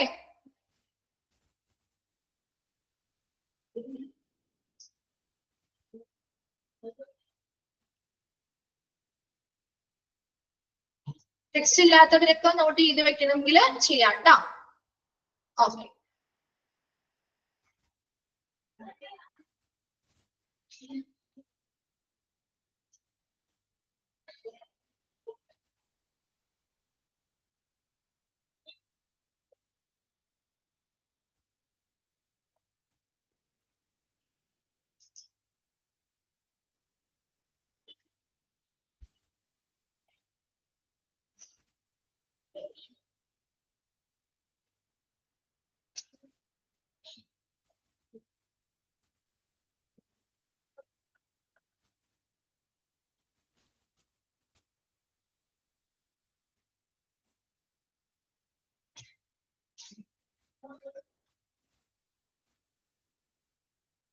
ക്ലാസ് കഴിഞ്ഞു കേട്ടോ. ക്ലാസ് കഴിഞ്ഞേ, നെക്സ്റ്റ് നമുക്ക് അടുത്ത ക്ലാസ്സിൽ എടുക്കാം. അപ്പൊ ഇത്രയും വരെ വായിച്ചിട്ട് വരാം കേട്ടോ. നോട്ട്സ് കിട്ടേണ്ടവര് നോക്കി വെക്കാം.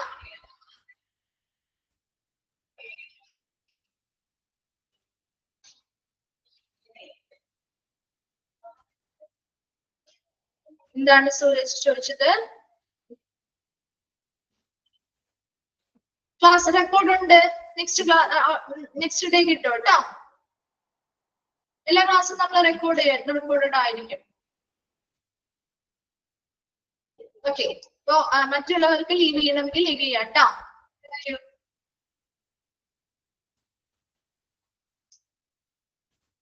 നോട്ട് ചെയ്യേണ്ടവർക്ക് നോട്ട് ചെയ്ത് വെക്കാമേ. ഓക്കെ, നെക്സ്റ്റ് പേജ് എടുക്കട്ടെ മിസ്. പഠിച്ചു തുടങ്ങിയിട്ടില്ലേ? ഫ്രീ ആവുന്നതിനനുസരിച്ച് പഠിച്ചു തുടങ്ങാം കേട്ടോ. നമ്മുടെ ഓരോരുത്തരുടെയും സൗകര്യം അനുസരിച്ചാണ്. നമ്മള് ഇന്ന ദിവസം ഇത്ര പഠിക്കണം എന്ന് പറയാൻ പറ്റില്ലല്ലോ. ഓരോരുത്തരും വർക്ക് ചെയ്യുന്നവരുണ്ടാവും, അതുപോലെ തന്നെ മറ്റെന്തെങ്കിലും പഠിക്കുന്നവരുണ്ടാവാം. അതുപോലെ വീട്ടിലാണെങ്കിലും കുറെ കുട്ടികളും കാര്യങ്ങളൊക്കെ ഉള്ളവരുണ്ടാവാം. അത് ഓരോരുത്തരുടെയും സമയത്തിനനുസരിച്ച് നോക്കാം കേട്ടോ. എക്സാം ഒക്കെ നമ്മുടെ മോക്ക് ടെസ്റ്റ് പോലെ നമ്മുടെ ഒബ്ജക്റ്റീവ് ടൈപ്സ് ക്വസ്റ്റ്യൻസ് ആയിരിക്കും. അതിനൊക്കെ കുറച്ചൊന്ന് നമുക്കൊന്ന് ഫെമിലിയർ ആവാൻ വേണ്ടിയിട്ടാണ് മോക്ക് ടെസ്റ്റുകളൊക്കെ തരുന്നത് കേട്ടോ. മാർക്കോ അതൊക്കെ എക്സാമിന്റെ സമയമാകുമ്പോൾ നമ്മൾ പറഞ്ഞു തരാം കേട്ടോ. ഇപ്പൊ നമ്മൾ ക്ലാസ് തുടങ്ങിയല്ലോ. ഫസ്റ്റ് എക്സാം എപ്പോഴും 1 and 2 മോഡ്യൂൾസ് ഒരുമിച്ചായിരിക്കും.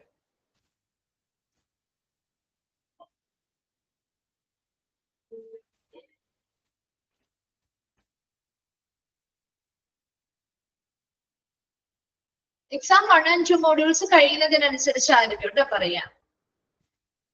അത് കംപ്ലീറ്റ് ആവുന്നതിനനുസരിച്ച് നിങ്ങൾക്ക് സ്റ്റഡി ലീവും അതിനനുസരിച്ചുള്ള ഇതും തരും. ഓക്കെ, ഈ ഒരു ചാപ്റ്റർ ഇത്രയേ ഉള്ളൂ. നെക്സ്റ്റ് ICU വേണോ വേണ്ടേ?